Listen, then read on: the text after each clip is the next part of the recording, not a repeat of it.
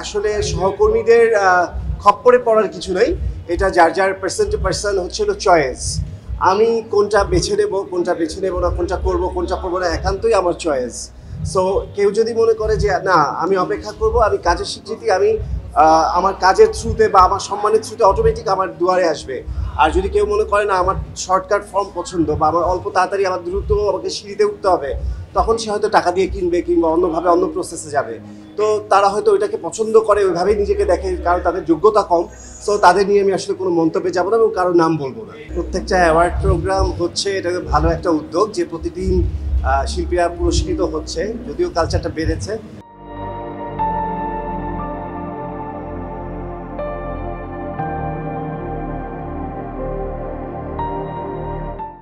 Award পাওয়ার জন্য যে অপেক্ষাটা, সেই অপেক্ষাটার একটু ভাটা পড়েছে, এখন আর অপেক্ষা করা লাগে না, এমনিতেই অ্যাওয়ার্ডগুলো আসে। আর তবে যেটার কথা আমাকে প্রশ্ন করা হলো, অ্যাওয়ার্ডের তো প্রত্যেকটা জিনিসেরই একটা ভালো দিক মন্দ দিক আছে। ভালো দিক, সবাই শিল্পীরা পুরস্কার পাচ্ছে, প্রতিদিন আমরা একটা অনুষ্ঠানে গেট টুগেদার করছি, প্রত্যেকের সাথে প্রত্যেকের দেখা হচ্ছে এবং সম্মাননা পাচ্ছি, কাজের স্বীকৃতি পাচ্ছি, অবশ্যই ভালো লাগছে এবং প্রতিনিয়ত নতুন গেট আপে হাজির হচ্ছে, এটাও একটা আনন্দের বিষয়।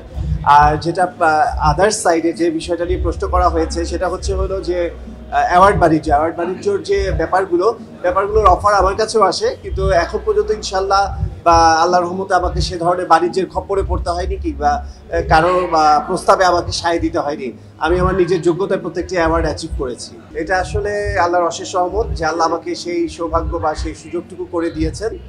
আর যে বিষয়টা হলো যে এই যে প্রতিদিন রেডি হওয়া, এটা একটু কষ্টসাধ্য, কারণ এগুলো রেডি করা, এগুলো অনুষ্ঠান বুঝে আসা, অবশ্যই এটা একটু কষ্টসাধ্য। তবে অবশ্যই আমার ভালো লাগে, ফ্যাশনটাকে পছন্দ করি বলেই জিনিসটা আমার সাথে অ্যাডজাস্ট করে নিয়েছি। আর আসলে এটাই লাইফ, আমি আমার লাইফটাকে বা আমার স্টারডমটাকে আমি এভাবে করে এনজয় করছি। প্রতিনিয়ত ফ্যাশনের সাথে আছি, ফ্যাশন দেখছি।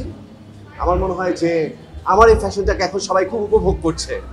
ছবিতে দেখার মতো গ্ল্যামার বা ফ্যাশন না থাকলে আসলে কাজের জায়গাটা থাকে না। তো সেই কাজের জায়গাটা ক্রিয়েট করতে হলে ডেফিনেটলি ফ্যাশন এবং গ্ল্যামারের দরকার আছে। ফ্যাশন গ্ল্যামার ছাড়া কোনো ছবি, কোনো নায়ক নায়িকাকে আপনাদের ভালো লাগবে না, দর্শকের ভালো লাগবে না।